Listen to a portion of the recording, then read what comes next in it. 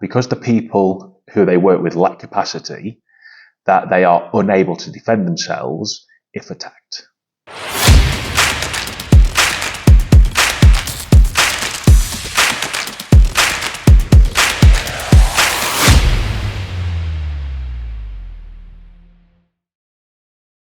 So I've got an email here that I received last week, and it's from somebody who works in a care setting where the persons that they are looking after are deemed to lack capacity. And I just want to give you the headline of it, basically. What it says is that this staff member has been told that because the people who they work with lack capacity, that they are unable to defend themselves if attacked. What are your thoughts on that? Worrying.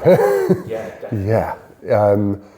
Broadly speaking, blanketly, they can never say that. No one can say, because this person lacks capacity, we can't defend ourselves.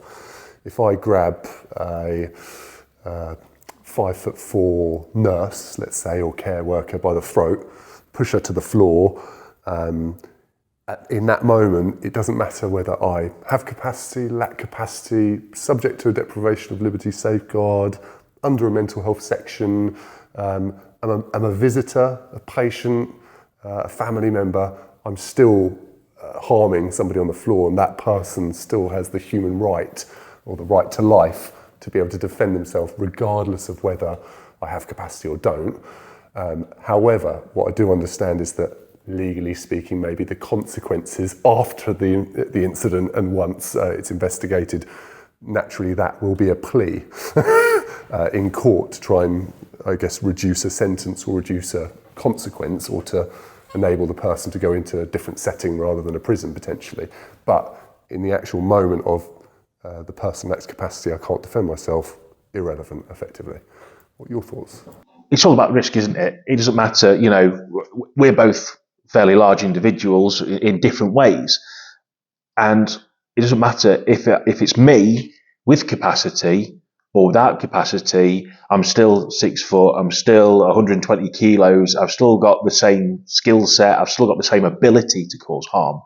My mental health diagnoses, my mental health situation at that time is irrelevant. It's about the harm. Now, it may, slightly impact the setting that I'm in when I'm doing this. It might not be. I might be undiagnosed. I might be out in the community, and I've had a rapid deterioration.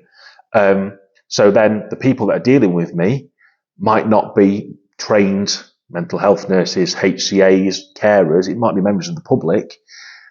So it doesn't matter. It's about the risk that I pose to that individual. 100%. I think if anything, it comes down to that question, doesn't it? The bigger concern is this person is not intending to choke you on the floor. They don't necessarily know what they're doing, and therefore, because they don't know what they're doing, we should not react in a defensive manner. But that, sadly, is just a breach of that staff member's human rights. Yeah, definitely. It's human rights. It's a breach of common law. It's a breach of the Health and Safety at Work Act. And that's something that we can explore at a later date. But fundamentally, it doesn't matter, does it? Capacity or no capacity, you have got the right to defend yourself. And that's whether it's in the street on your day off, whether you work in a retail setting, in a shop where you might not face that all the time, or whether you work in a care setting or mental health unit or a prison. If you're at risk, you have the right to defend yourself. And I guess you could also argue, couldn't you, that even if a staff member intervened to rescue that person, or even if that person defended themselves, you could almost argue sometimes that we're still acting in the service user's best interest. If they genuinely don't know what they're doing, they might be mortified to know what they've actually done a day or two later, maybe when they come out of that episode, or when they have more capacity and are more able to sort of reflect. Yeah, definitely.